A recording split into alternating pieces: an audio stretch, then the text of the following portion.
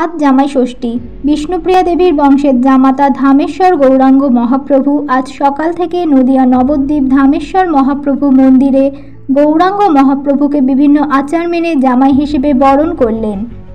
জামাই ষষ্ঠীর দিন ভোর থেকে বিভিন্ন ধর্মীয় আচার মেনে অনুষ্ঠানের মধ্য দিয়ে জামাই হিসেবে বরণ করা হয় মহাপ্রভুকে।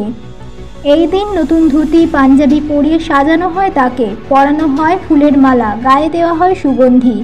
মহাপ্রভুকে নিয়ে এই মহা সমারোহের আয়োজন দেখতে প্রচুর দর্শনীয় ভিড় করেন এই মহাপ্রভু মন্দিরে। মধ্যাহ্নভোজ হিসেবে নিবেদন করা হয় শাক, থোর, মোচা, শুক্তো, রকমারি তরকারি, ডাল, ভাজা, ছানার ধোকা, পনিরের ডালনা, পোস্ত। এছাড়াও বিশেষ ভোগ হিসেবে দেওয়া হয় আমের রস, ক্ষীরের সঙ্গে মিশিয়ে প্রস্তুত করা হয় জামাই ষষ্ঠী স্পেশাল আম ও নবদ্বীপের দই। সবশেষে দেওয়া হয় মশলা সাজানো পান। জামাই ষষ্ঠীর দিন প্রতি পদে সাজিয়ে দেওয়া হয় গৃহত্যাগী শ্রী চৈতন্যদেব গোস্বামীদের জামাই রাজা। গোটা দিন পুজোর মধ্যে প্রকাশ পায় জামাই আদর। বিষ্ণুপ্রিয়া প্রাণধন সারা নবদ্বীপের মানুষের চোখে জামাই হিসেবে আদর পেয়ে থাকেন। নবদ্বীপের মহাপ্রভু মন্দিরে কয়েকশো বছর ধরে চলে আসছে এই রীতি।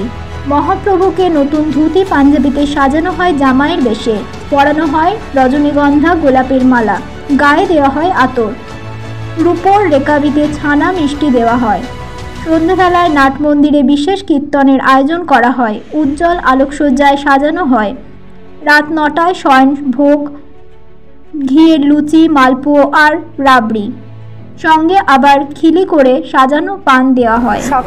যেরকম মহাপ্রভুকে প্রতি বছর পাঞ্জাবি পরানো হয়, পাঞ্জাবি পরিয়ে তারপরে গোলাপের মালা, তারপরে মাথায় মুটুক, তারপরে পাখা, দুব্ব, খেজুর, আম, নানান রকম ফল ফলাদি দিয়ে, তা দই, মিষ্টি, ফল দিয়ে মহাপ্রভুর যেরকম জামাইকে যেরকম ষষ্ঠী করা হয় সেই রকম মহাপ্রভু আমাদের নবদ্বীপের জামাই, সেই হিসেবে আমাদের বিষ্ণুপ্রিয়ার সেবিত, সেই হিসেবে মহাপ্রভুকে জামাই হিসেবে আমরা সেই হিসেবে পালন করে থাকি। বরণ এই যে পাখা, তারপরে সাইড, দুব্ব, সব কিছু দিয়ে বরণ করা হয়। এটা জামাই ষষ্ঠীটা চলছে জবে থেকে মহাপ্রভুর বিষ্ণুপ্রিয়া দেবীর সঙ্গে বিয়ে হয়েছে, সনাতন মিশ্রের কন্যা বিষ্ণুপ্রিয়া দেবীর সঙ্গে বিয়ে হয়েছে, ঠিক তবে থেকেই জামাই ষষ্ঠী চলছে এবং তবে থেকে মা সনাতন মিশ্রের ঘরে হয়েছে এবং তারপর থেকে আমরা বংশপরম্পরা করে আসছি এবং জিনিসটা বেড়েছে আগের চেয়ে।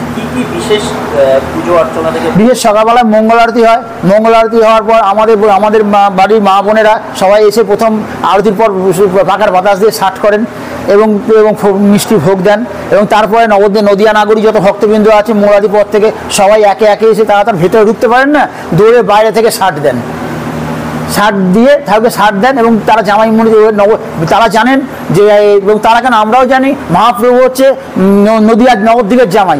প্রত্যেক ঘরের নিজের বাড়ির জামাইকে বরণ করার আগে মহাপ্রভুকে বরণ করে ষাট দিয়ে দই মিষ্টি দিয়ে তারপরে প্রত্যেক বাড়িতে জামাই ষষ্ঠী পুজো করেন।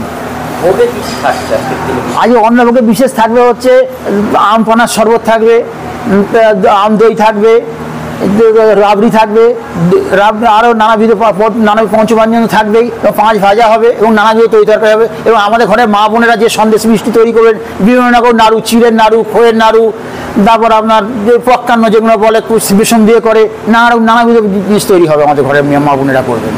কত বছর এটা সনাতন মিশ্রের পরম্পরা থেকেই চলে আসছে বাবা, এটা বছর তো ঠিক করে বলা যাবে না। সনাতন মিশ্র যেমনভাবে করে যাচ্ছেন ঠিক আমরা ঠিক সেইভাবে ধরে রেখেছি, সেইভাবেই। এখন হয়তো বাইরে রসগোল্লা মিষ্টি ভোগ হচ্ছে, তখনকার দিনে তো ছিল না।